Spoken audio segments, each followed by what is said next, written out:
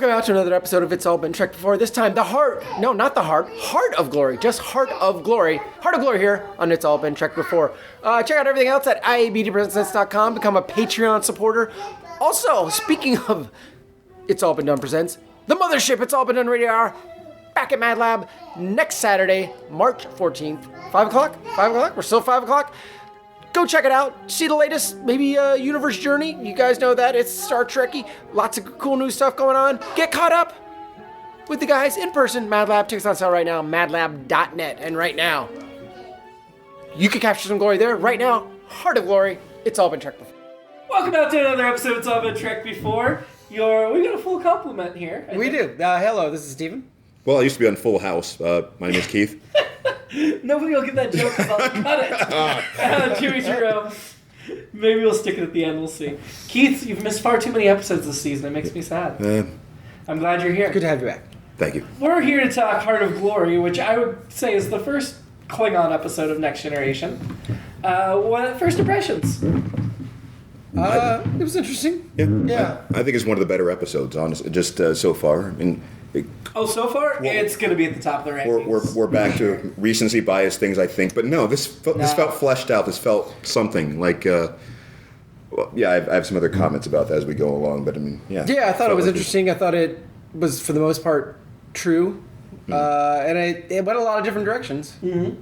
Not just the Klingon journey. And we jumped right in. I thought the beginning was really good. Well, it was slow at the beginning. It did. I think we all learning, seeing the world through Geordi's eyes. Yes. Oh god, that took way too long. It should have been a much shorter sequence. Yeah. What I put there actually was that should have been something we should have seen like much earlier in the season. Yeah, that's true. But didn't we get a glimpse of it earlier in the season? I thought so, but it could be just remembering this episode. Yeah. I don't think we ever really saw the actual point of view. We just heard him describe it, I think. I thought we saw it in maybe the pilot or something. I don't remember. I think Naked Now, or one of those episodes where he was talking about his feelings. And I was going to say, I thought it would have been, that's funny. I thought it would have been great if we had seen something like that before. He said to Tasha, "You're so much more beautiful than I would have imagined." Right. So you could have had that kind of, Well, Keith, you made the comment as we were starting this that you had forgotten and were surprised that this came before Undiscovered Country. What? You asked yes, right. Yeah, I'm sorry. I thought you were going to do the Tasha joke. No, this isn't a joke. This is a serious point, and I agree. I think so. In Next Gen, it's hard to separate out everything we know. But the last time we saw Klingons on the screen in any way besides Worf on the Enterprise was Star Trek 4. Really Star Trek 3. Commander Kruge, Christopher Lloyd, and all that battle. And they were still total enemies. Yeah. And then Next Gen starts, and Worf's on the bridge, and they don't really address it. Mm-hmm. Yeah. And so this was the first time where we really get an idea of what Klingons in this century are like. And we're still 3 or 4 years away from Star Trek 6 coming out, maybe 5 years. Good Lord. So that will really bridge the gap and explain how they got here. But for now, it's nice to, okay, this is what Klingons are now. And I thought it was extremely connective to what Klingons were, while also showing an evolution of the differences. I dug this episode a hell of a lot. Yeah.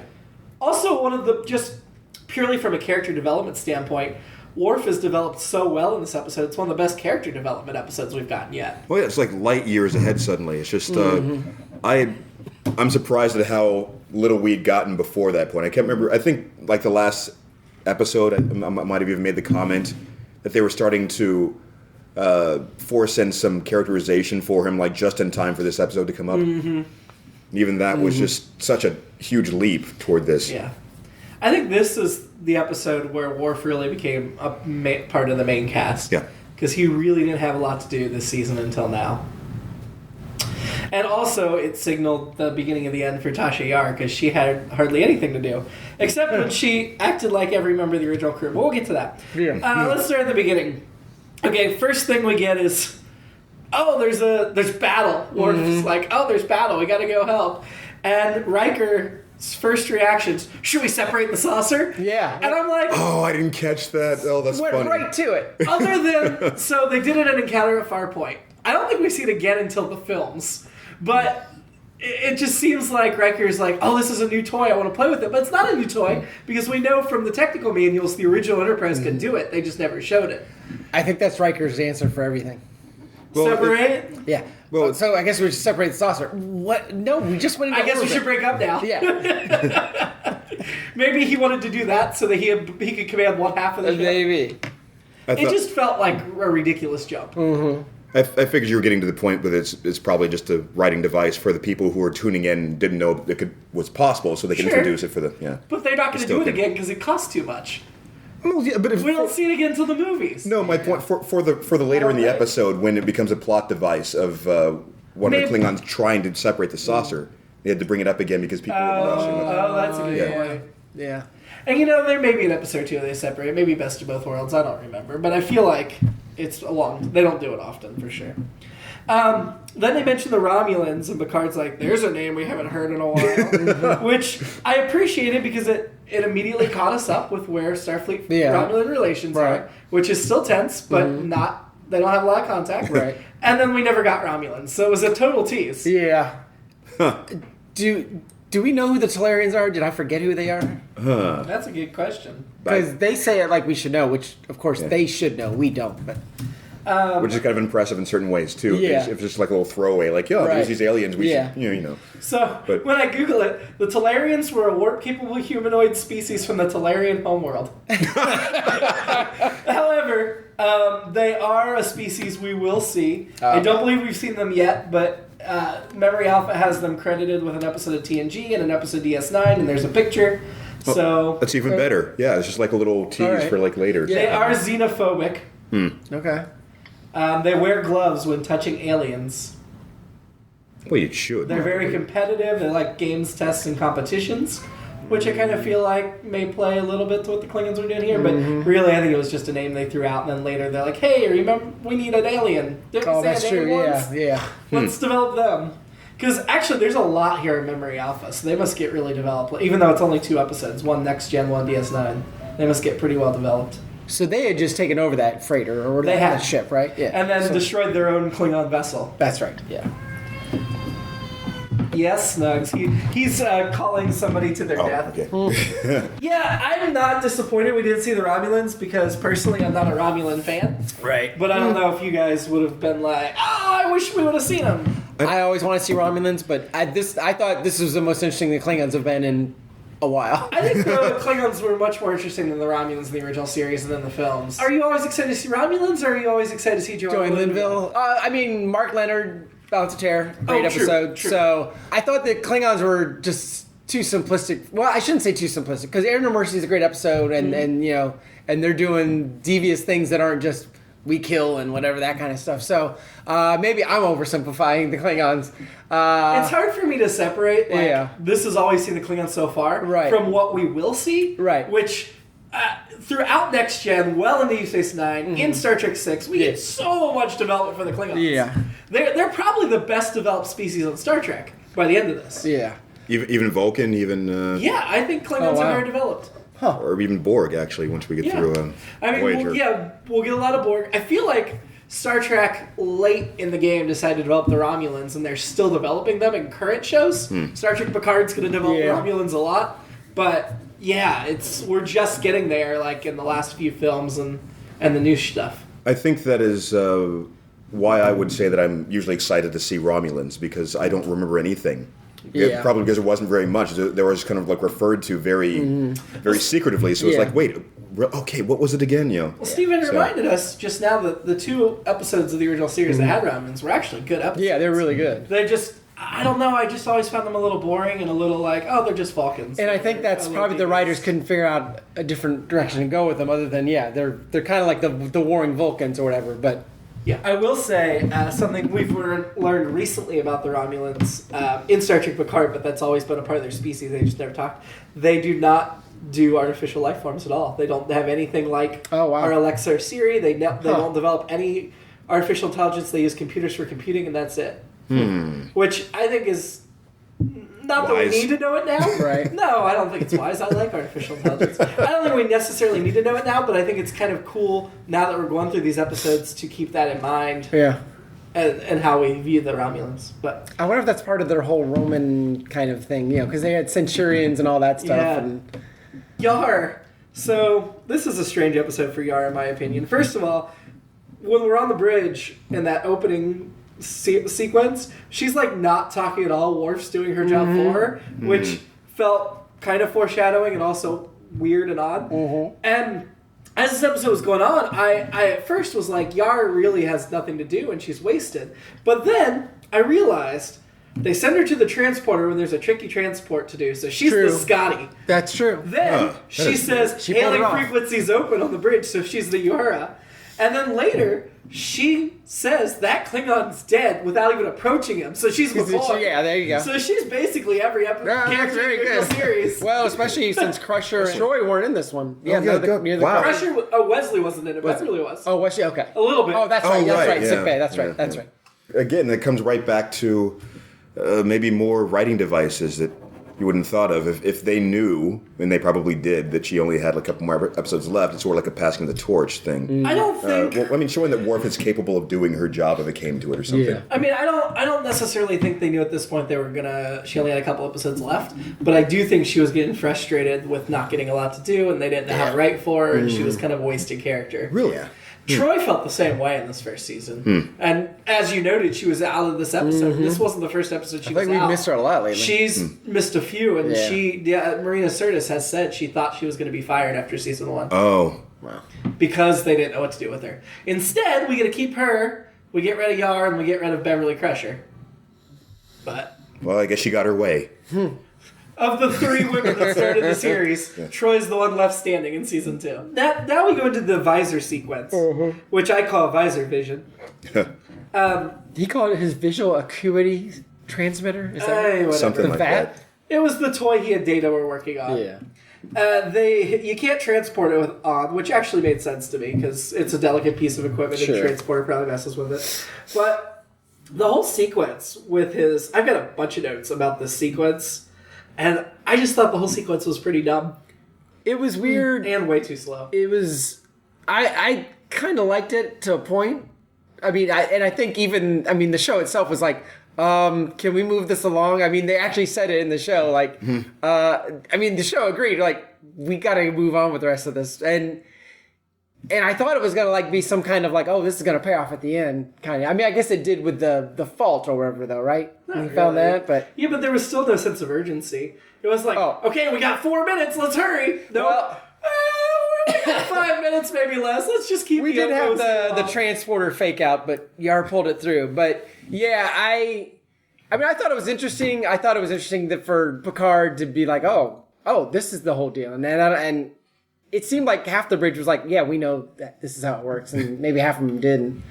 But I mean, I thought it was interesting last time. I agree, it was longer. It was very because I started thinking, well, where the hell is this episode going? So When are the Klingons showing up?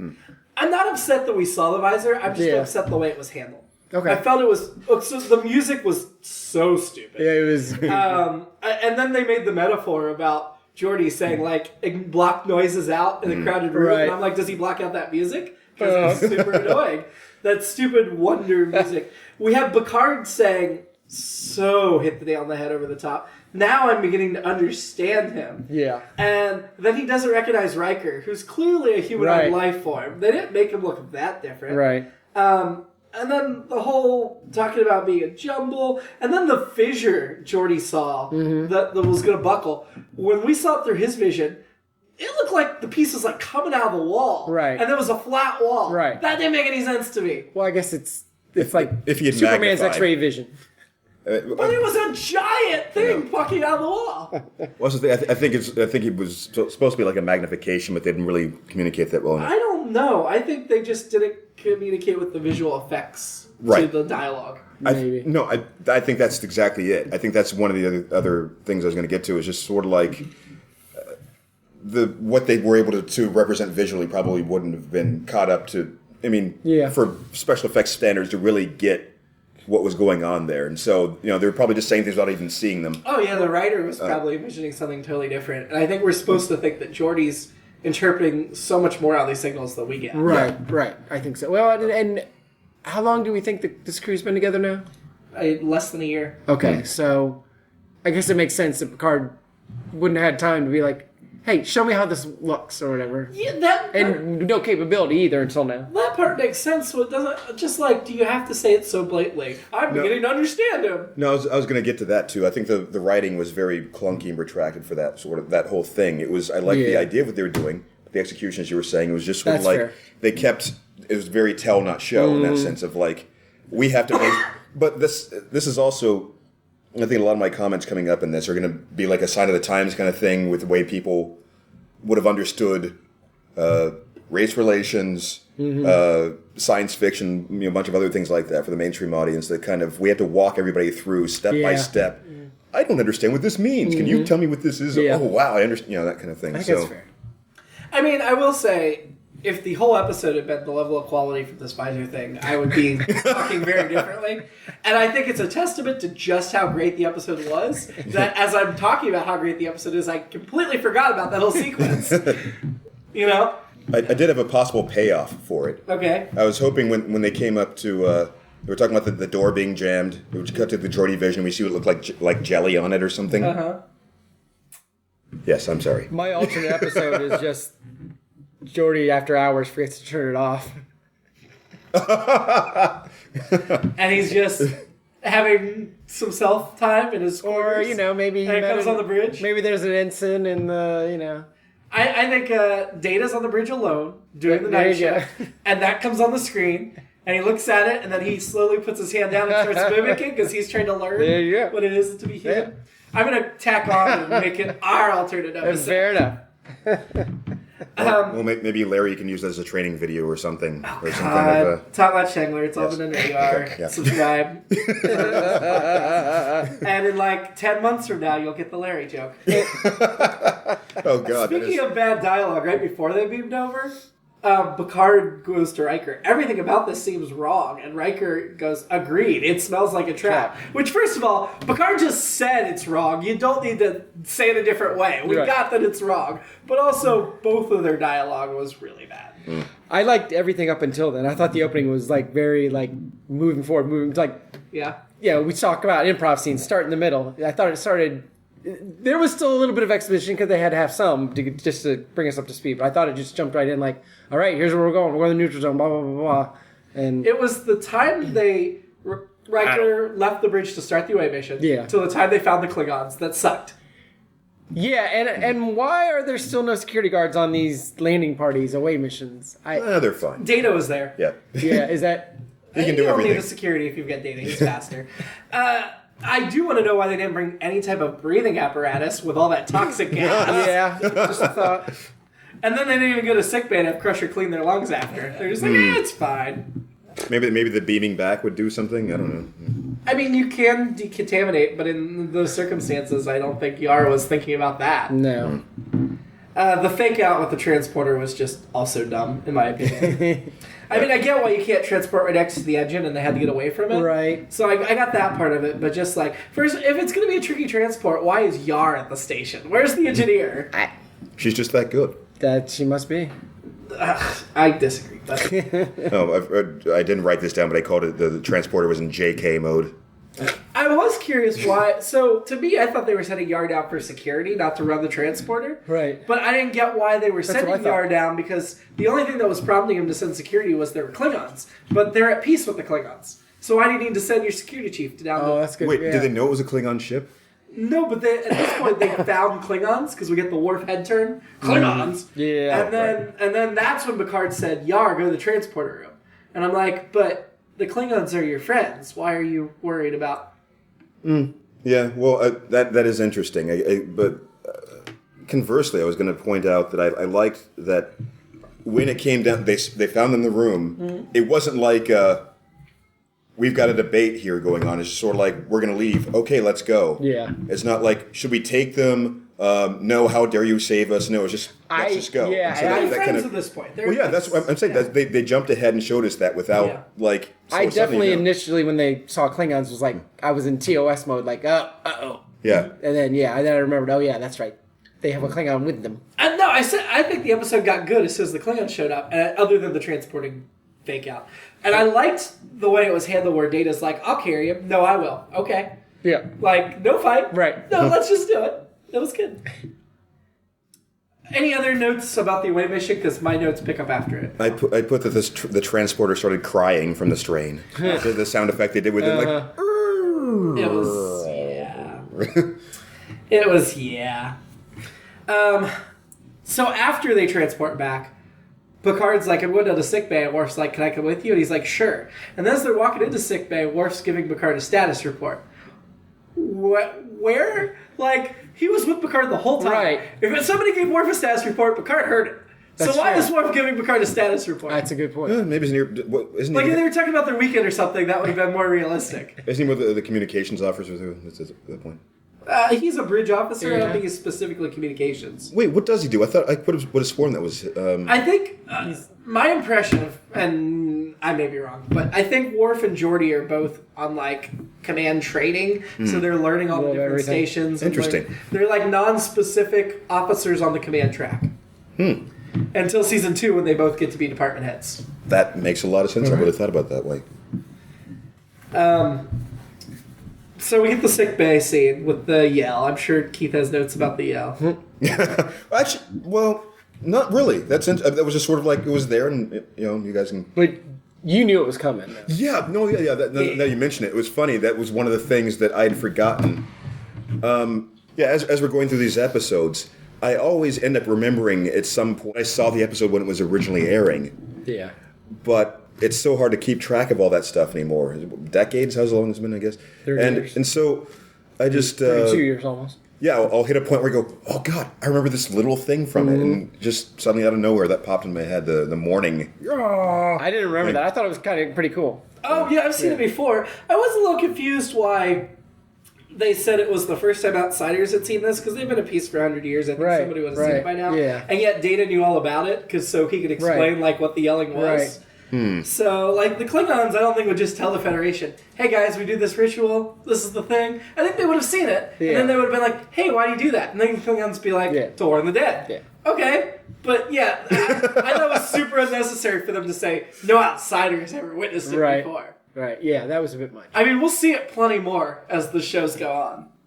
We need to do just a little sketch either before or after the episode where we actually play out that scene in that voice. Ah! No. No, the other thing, like, hey guys, why do you do that? To warn the dead. Oh, great, cool. We'll make an episode of Universe Journey. Well, no, it'd be what do you want? Why do you do that? Oh, it's to warn the dead. What? I'm trying to warn the dead. I just had another quick. When I'm done. See, Steven made it funnier. Yeah. It's like you're a professional improviser. Yeah, it's sometimes it hits me. I will say, I thought the Klingons confessed very, very quickly to Worf what they'd done. Yes, they did. Way too quickly. Yes, they did. Because it's like, I get that they were testing him a little bit, like Right. poking to see if he was a real Klingon. And he passed real the test. Klingon? Yeah. And he passed the test, as he should, because he is a real Klingon. Yeah. But then, like, to immediately tell them, hey, we did all this really bad stuff that's against your rules and laws, you want to help us? Yeah. It was like, no, dude. No. I felt like there had been a bit more bonding up to that point where it felt Maybe like. if they'd gotten drunk, I would have felt like it was okay. See, it felt like part of that test was seeing how impressionable he was, or rather that he had been sheltered and he seemed eager to learn about them. Was and it their to see culture. if he was it because they thought he was soft because he didn't grow up? Well, they didn't know if he grew up where he grew up. Oh, that's true. They didn't know his story. That's true. They just thought he was soft because he was serving out of Starfleet. Right. Yeah, did you guys remember or know that Worf was actually orphaned as a young child and raised by humans? No, I actually put a note saying that so. I thought that the idea was that he was like half human, like Spock, but no. I knew it was something like that, but Yeah, he was full Klingon. yeah, that explained why. So It's interesting. They mentioned in this episode they died at Kittimer, is where the attack was, because the Kittimer Accords, as we'll find out in Star Trek 6, are the peace treaty between the Klingons and the Federation. oh, nice. So he died at the site of where that peace treaty was signed. Huh. But not till long after. Speaking of their peace or whatever, the Klingons seem to know how to use the food system. Yeah, I would think so. They're buddies. Yeah. They know the Federation's ways. They seem very at home. Oh, Worf did grow up in Russia. I don't think they mentioned that. In this Is that episode. right? Seriously? Yeah. Oh, all right. He was Well, raised Worf by has human parents. He was raised by a little old lady in Leningrad, wasn't he? No, it was two. It was a man and a woman. Okay. The Rosenkos. In Leningrad. I wrote down that's Klingon on Klingon crime. What they did to the whatever, because they destroyed the other ship or whatever, right? Oh yeah. They did. well, let's come back to That was not very honorable. But back to the bonding thing. It was more about Worf expressing his desire to be more Klingon, or how he grew up feeling lonely because he didn't connect in that way. Mm-hmm. And I think they were kind of they were kind of taking advantage of that and feeling like they could turn him. Mm. Yeah. And I think I think definitely, and I do think the writers were trying to make us think that maybe Worf could be turned. Right. Because, in season 1, I'm trying to get back to that mindset of we don't know this character very well. Might we think he could be turned? Because now we've seen so much of him that it's like, of course he can't be turned. But Picard, and again, I thought this dialogue was bad, but Picard says, as I watch Worf, it's like looking at a man I've never known. And they definitely established, like, the Klingons feel like they already know him better in an hour than the Starfleet officers who've served with him for a year know him. Which gets back to my old thing of get to know your Vulcan, get to know your Klingon. And again, maybe Picard may not know him as well as some of the others. And I think after this, they will get to know him. Yeah. This was a big turning point. Picard and Riker don't trust Worf. They're talking about him behind his back. Doesn't one of them say he must be torn? Is it one of them that says that? Yes. Yeah. Picard says that even to him, actually. And this is where I wanted to get to the thing. Yeah. Yes. This is the classic kind of Star Trek sort of the allegory of people of color. Yes. For aliens. And it was really making me kind of uncomfortable going with some of these kinds of things. First of all, some of this is real. Some of this is the idea of aliens being with aliens, and suddenly there's that question of you've been assimilated too much. Yep. And also that sort of like mistrust of, if something bad happens, then we have to worry about him just suddenly siding with these criminals. But the part of that didn't quite make sense is Picard has says something to the effect of, I know this is hard because these are your people, but we have established at this point that there is another Klingon vessel that has come up who seem to be fully on board with Starfleet regulations and are requesting, we want these criminal Klingons. So it's not like the conflict of interest should even be that, but there's still that appeal, like the animalistic side that suddenly he's just going to go. I was looking because you mentioned race, because obviously Worf is played by a black man. Two of these Klingons were definitely played by white men, two of the four, and one was played by Native American. I can't find ethnicity on the fourth. Right. But they didn't just cast black actors. Yeah. Which is, I think... And we've had a lot of white actors play Klingons in the past as well. So you're saying they're drawing the allegory, but not using... It's not like Code of Honor, where it's like, we're going to draw the allegory, but we have to have all black actors to back it up. Exactly. But yeah, this goes back to the classic idea of what they're doing in the Star Trek original series, where they had pretty much all white Klingon actors as well. But the point is that they're establishing this kind of tribal feel, which is... The otherness. Certainly, that kind of idea of they can't be civilized like us, know. When Trump 2.0 runs for president, he paints the Klingons as villains that must be pushed back over the neutral zone, and we build a wall and make them pay for it. Oh, God. He's been impeached by now. He has been impeached. And it doesn't make any difference. Nope. Don't you love the anticlimactic kind of this? That's such a real world kind of. Don't worry, I'll impeach him again. Empire Strikes Back ending of what? We got what we want. It doesn't matter. All right, sorry. Anyway. And I thought the ultimate part of that was the cut to commercial where Worf's looking back and forth between his two Klingon friends. That was also bad. It's just. And the cheesy part of me was like, please let him keep looking back and forth. And they did it in one more rotation of him. I don't know what to do. Oh, jeez, I'm in a pickle here. It's like, I wish come on. he needed to tug at his collar. Like, Yeah, exactly. So to me, honestly, and this is it just me or is it hot in here? I thought it was a dumb sequence, but It was. to me, I didn't see him as like, oh god. And maybe this is colorization of what I've seen of him later, but I saw him as like, okay, you're not going to arrest him? Why are you looking at me? I'm not that's I'm fair. not going to stand That's in your fair. way. Oh, that's Like, awesome. Yeah. Yeah. I don't think he was torn at all. I mean, I think it's very clear Right. he wasn't. Yeah. So I think he's just confused. Like, you guys think I'm torn? Why do you think I'm torn? But you knew the writers wanted us to think that. I think the way it was framed and everything, it goes that way. But what you're saying makes sense. Well, and then just like after that, with the sequence with the little girl, which I actually liked. I thought it was a very good representation of, again, defining what this species is, and that they're not just like two-dimensional villains. They have honor, they have a code. He picks up the little girl, and they're like, oh, hostage situation. Yeah. He looks at her like, why would you think I'm going to take her hostage? And I thought that was one that and was then very... he hands her back. Oh, that was great. Yeah. I thought that one was very racially tinged. In a good in a good way. Like, you guys might be racist. Right. You Enterprise guys might be racist because... Well, and then Worf's saying, cowards take hostages, Klingons do not. Yeah. Like, we learned so much about Klingons in that exchange. Yeah. It was fantastic. I did think it was odd that the Klingons that beamed aboard were surprised to see Worf and didn't know there was a Klingon Starfleet. But Right. the commander that on the other ship was very clearly, like, not at all surprised. Yeah. Oh, yeah, there's that Starfleet Klingon. Do you think they were like a weird militia, Klingon militia? It and felt like that's what they were going for they in a way. avoided a lot of the... They're Yeah. Trump What's going on in the supporters. world? No, Yeah. Yeah. No, but that actually makes a lot of sense if they had been kind of... Klingon South will rise again. If they had been resistant to integration of any sort, they Right. probably would have been off somewhere, not realizing that things had progressed to that point. Yeah. I did think it was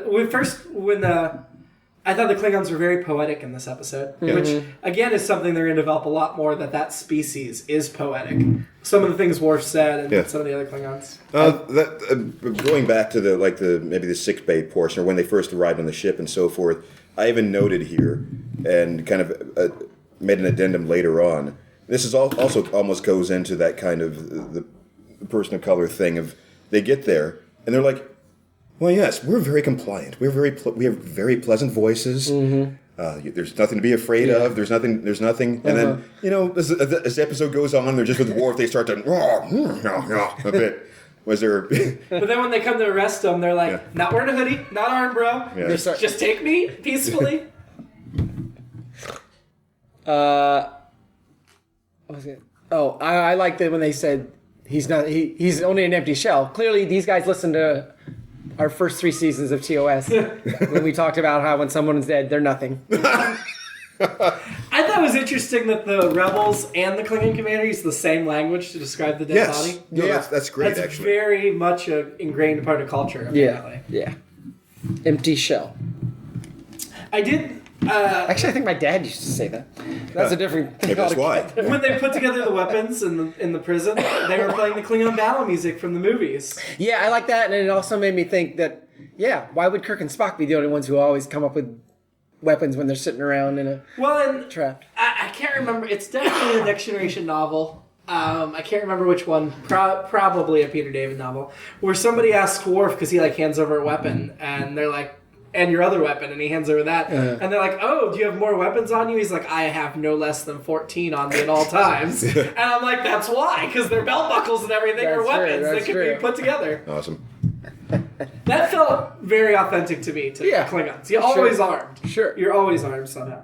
Well, there'll also be kind of go along with the militia thing. If they're probably used to the idea of being captured and have been on the run for a while. Yeah. Possibly. I did notice, though, that they acted honorably when they escaped from the cell. That they did kill somebody, but they killed a security guard who had a phaser trained on them. They ran through engineering. He's not shooting anybody. Yeah. He's only killing the armed combatants. He's not killing civilians, which goes right back to the hostage thing. The same code of honor. Even if, as Worf says in that final confrontation, he's not keeping in mind all aspects of honor. He's trying to keep some of those rules of engagement. How do we still not have more security in engineering? Somebody could just walk in and shoot a phaser and destroy the whole ship. I don't understand it. I do not understand. Who's stupid enough to shoot a phaser at the warp core? Crazy, exactly. Well, we don't know in this crazy galaxy. You're almost getting to the Seinfeld. They only put What's the deal with not having a phaser? They only put security around the warp core when they go visit the insane asylum that Kirk visited. who designs a ship where you can just walk up and destroy the whole ship with a phaser? What if I just put some Pez in there? Boom! Ship's gone. It's over. Who is in charge here? They make self-destruct such a complicated process. Right. But all you gotta do is fire a phaser. Bam, we're done. Yeah. Well, you want a timer though. I mean, if you want, maybe you have a chance. Card engineering. Have somebody stand by the. Have everyone down there get their phasers out and point them at the lithium crystals. Yeah. All right. I'll get back to you. You know what? I'm going to keep this line open. I mean, it's that easy. So, yeah. I mean, you just set a phaser to overload, put it next to the warp core, and people die. Yeah, the lithium crystals should be better. I feel like they were better. The engineering was not better protecting the old series, but I felt like the lithium crystals were in a better place. But Well, I mean, the same thing could be said for having I don't want to say the name of your AI assistant helping you with things like that. It's so they can give you a pleasant countdown or something. I mean, you could go and do these other things yourself, Sure. but for the automated task, it's like. Well, I would have people stand there with phasers and then still have Alexa count it down. Then the showdown, Worf gets poetic again. The weaknesses are within us. We must overcome. Yeah. I mean, I really liked that exchange I thought it was all right. too. Yeah. Although then I had a big problem with so I do think Picard should have dressed Worf down for having his phaser on kill. Oh. Because when was it on for the? when he shot the Okay, Klingon. man. It certainly looked like it was on kill. The fall didn't kill him? No, So, I guess that I was was a confused. I have a very- separate I was issue with confused that. about That was a very 80s lethal weapon kind of... Yeah. So there is Diplomatic very immunity. much a trope in the Next Generation that whenever you see a glass table, it's going to get smashed. Yeah. I was shocked that in the Klingon room there was a glass table and didn't get smashed. But the floors in engineering should be stronger stuff than They that. should be. Falling on Yeah. them would not crack them. And he only fell one story, so I really don't think it was the fall that killed him. I think Worf shot him with the phaser unstunned. And if you notice, the beam went through him. Yeah. So Oh. I really think Picard should have dressed him down, and I think Worf knew what he was doing. I think Worf is like, this guy wants to go out, die in battle. right. He's not going to get that I if we agree. turn him over. I'm going to give him that mercy. Yeah. But then I think Picard should have been like, and I honestly thought there would be a scene, and it just wasn't there, where Picard's like, why'd you shoot him on kill? Worf's like, I had to give him the honorable death. But It's interesting, because there were many other several of the parts in the episode where they did go out of their way to spell things out, and essentially they left that one kind of more nuanced. yeah. What actually Worf would have said was, you've seen the world through Geordi's eyes. Please try and see them through mine. Oh my God! That writer would have been fired on the spot. For a couple things about that.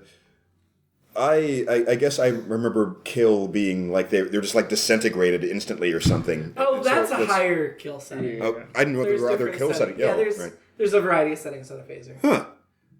That's pretty useful if you wanted to give it. I want to kill you, but I would give you a couple more seconds so I can say something. I to mean, you. I did think it was pretty lucky he lived long enough for Worf to be down there, open his eyes, and yell. I mean, he had to he had to carefully go down that ladder and get there. Too. Just Worf climbs ladders carefully. as you should. I'm not saying he doesn't do the Kirk maneuver where you slide down the outside of it. and I think that if the glass had been properly set like it should have been, it should have been a nice comical thud, and you see his cheek flattened as you look up, and it That would have been the order. I wanted to be tempered glass, and it just goes... and he just goes down 15 levels until he hits the shuttlecraft. I guess I overdid it. There's an old Klingon proverb. My last notes with the final scene. Anybody? I have a couple things before that. One, to clarify something I said during the episode, one of my favorite things is when you have that story device of people asking too many questions, and they go, I'm pretty tired right now. I don't think I want to answer any more things. And it's kind of okay, well, bye, I guess. And I came away thinking this episode was great, and you keep pointing out all the things that are bad about it. Thanks, Keith. No, I didn't Thanks, think Keith. I didn't think it was bad. It's still gonna rank high for me. I seriously like that. They kind of that kind of makes me laugh when they do that. Favorite line of the episode was, "Oh." Tasha saying, "I thought we had a real problem there." Oh, yeah. Oh. My favorite line of the episode's coming up in this last scene. Oh yeah. Well, Yeah. we're probably really talking about the same thing there. I was going to say that I think the original episode or original series should have played that as like a laugh line at the end, like the exact same thing that he said, but when we're like a That was just being polite. yeah, And then end it without those last couple lines. Yeah, I thought that was great because... Well, no, even with the last couple of lines, I think they still would have played like, glad to have you still on board. Oh, no, I think I was just being polite should have been the ending laugh line. I was just being polite is my favorite line of the episode. And not just because it was funny, but because we'd seen all this Klingon side of Worf and the honor and the code and the inner turmoil. And they get to the end and they're like, oh, by the way, he also has a sense of humor. Let's toss that in. Yeah. And it's a totally different side of Worf than we've seen for the last 40 minutes. But it also just makes that character more well-rounded and complete. Sure. Yeah. And again, Worf will be funny. This is not the last time.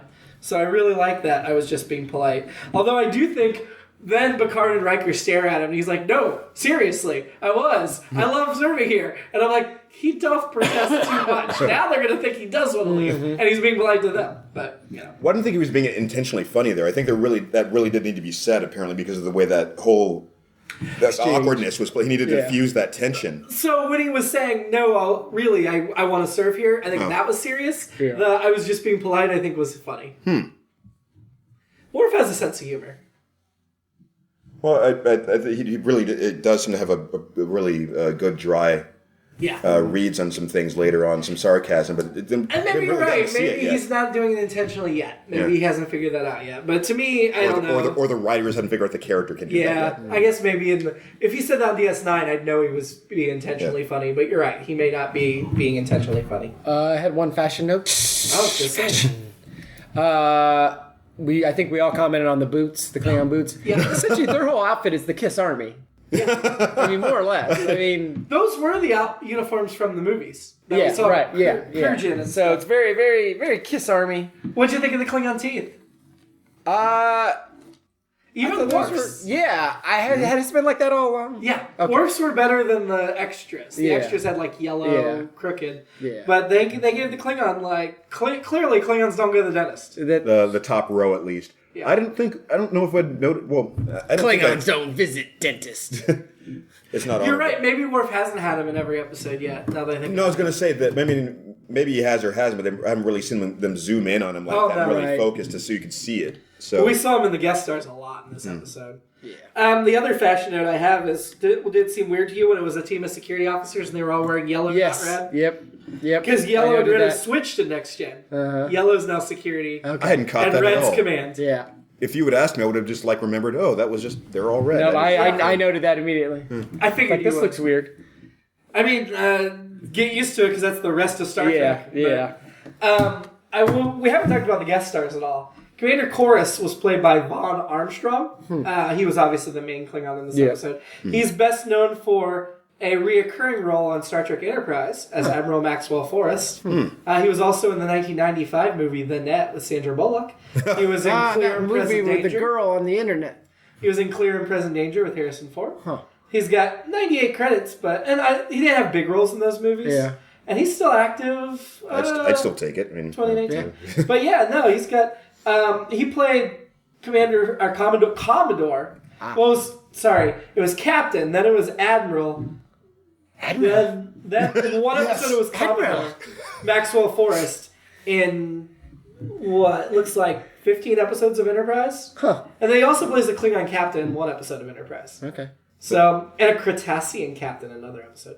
Then we've got his crew. Lieutenant Conmel was Charles Hyman.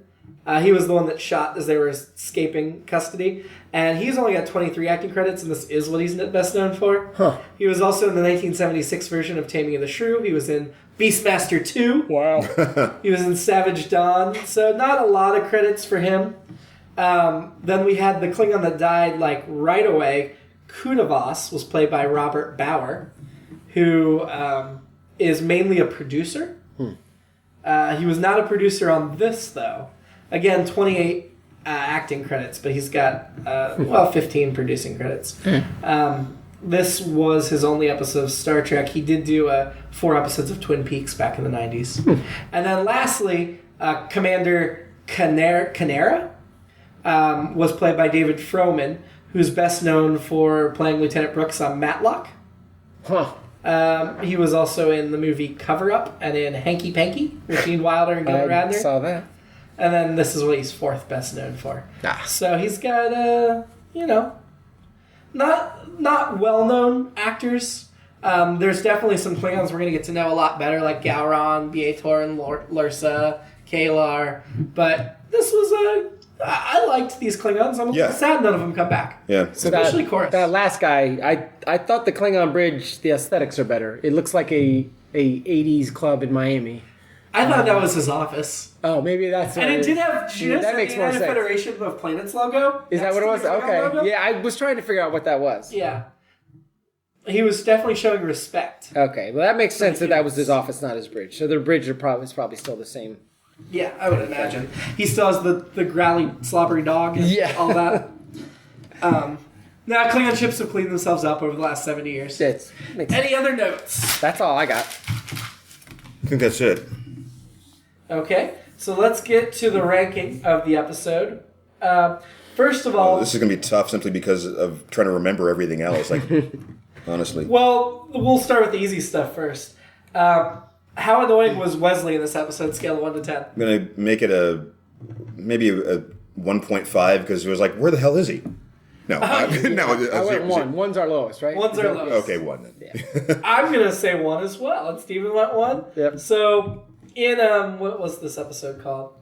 Heart of Glory. Heart of Glory. And Heart of Glory, Wesley, officially, for the first time, ranks a 1. Wow. Actually, the other 2 times he was in the episode, we didn't rank him. So let's just not rank him. That's probably fair. Fair enough. Who was your annoyance in this episode, Woos? One of the 2 Klingons. I can't decide which one.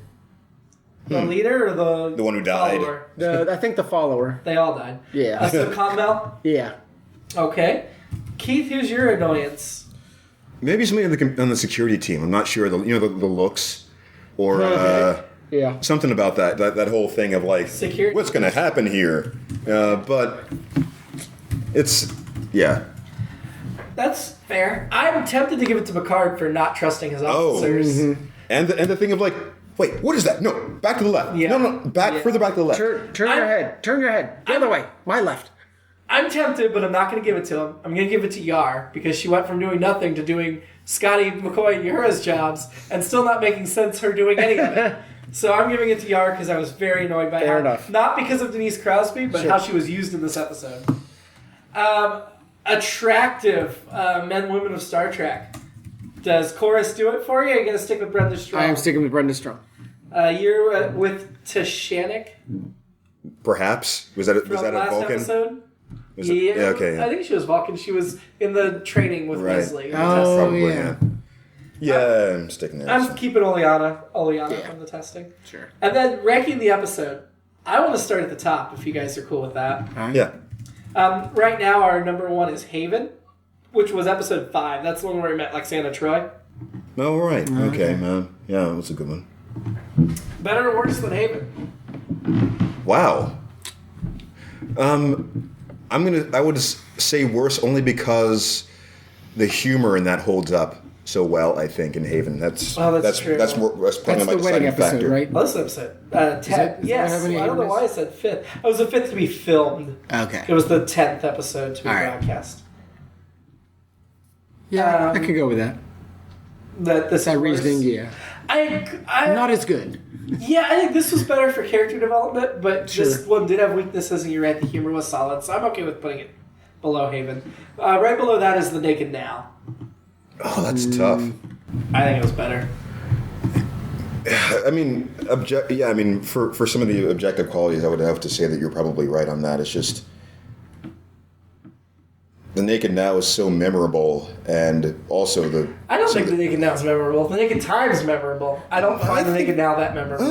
Other than the Yar Data scene. Yeah, I mean, that's like one of the most... Yeah, I like The Naked Now. It's definitely... Derivative, I think, loses its point. Loses it. It loses points because it's derivative. That is a good point. But it's also... no pun intended. I also think it's I'm going to call it a fun episode, for lack of a better term. But Sure. I think we're in range now, though. I wouldn't fight it for it to be against it being above that. Same here. I'm on the fence, and I could see why. I was this going to would be fight you better. both if you tried to put below it. What's the next one down? The Last Outpost where we met the Ferengi. Oh, okay. Ooh. Yeah, that's a good one. I think Heart of Glory belongs number 2. Yeah, this is certainly better than the Ferengi episode. Yeah. Yeah. Only because of it's a much better representation of modern Klingons than that was of modern Ferengi. Well, and we didn't know modern Klingons, so this episode did true. a lot of setting up what modern Klingons are. Yeah. I find it very odd that, like, the Cage Where No Man Has Gone Before, like, stayed number 1 and 2 like, the whole time. Encounter at Farpoint's at number 6. Yeah. This wasn't the best pilot. It wasn't my favorite by The Naked Now was episode 2. Yeah. And we've got that Yeah. number 3. Yeah. And Last Outpost was episode 4. Yeah. So, like, we've got early ones up Yeah. there, but I think it missed the mark on the pilot. But would you say the pilot was better than Deanna Troi? Than Deanna Troi. Yeah, it was a better pilot than Deanna Troi. Oh, Goddamn, sorry. Keith! I knew where it was Yes. going. I stayed out. I stayed out. Can I call Keith? Damn you. Damn you to hell. I would use stronger language if this wasn't a clean podcast. I really want to use stronger language. You got me. You got me fair and square on that one. Next week, we will be talking the Arsenal of Freedom. The Enterprise encounters a planet long dead, but technical equipment still functions for the purpose of selling off its arsenal. All of a sudden, all the titles of these episodes are either Springsteen rejects from Born in the USA or generic action movies from the 80s. Arsenal of Freedom, Heart of Glory, Justice. This concept is interesting. That the people have died, but the planet's got an automated system still selling their weapons. Oh, wow. We'll see. We'll see if that's... All right. It does say in the Hypnosis, they are attacked. Dr. Crusher is seriously wounded, and Lieutenant LaForge is left in command for the first time in a crisis. So it sounds like we're going to get some character development with some of the supporting characters. Interesting. They're getting into we could talk about that episode, but I've been reading a lot lately with currently 1917 out in war movies, just the idea that you can't make an anti-war movie because no matter what you do with a war movie, it glorifies war. Oh, interesting. And Yeah. I think we can talk about that on some level with Star Trek next week. That they're always fighting for peace, but They're still fighting. there's always weapons, and the newest weapon, the Doomsday weapon, the cloaking device, and this and that. But The trivia for next week's episode already proves something I said this week wrong, in that the saucer separation happens again next week. So it wasn't just the pilot generations. And it does say this will be the last time until the Best of Both Worlds, which was the episode I was like, oh, I think maybe the Best of Both Worlds is separate too. So anyway, Arsenal of Freedom next week. Until then, Wait. Everybody get your Klingon on tonight. Listen to it. That's been stuck in my head for...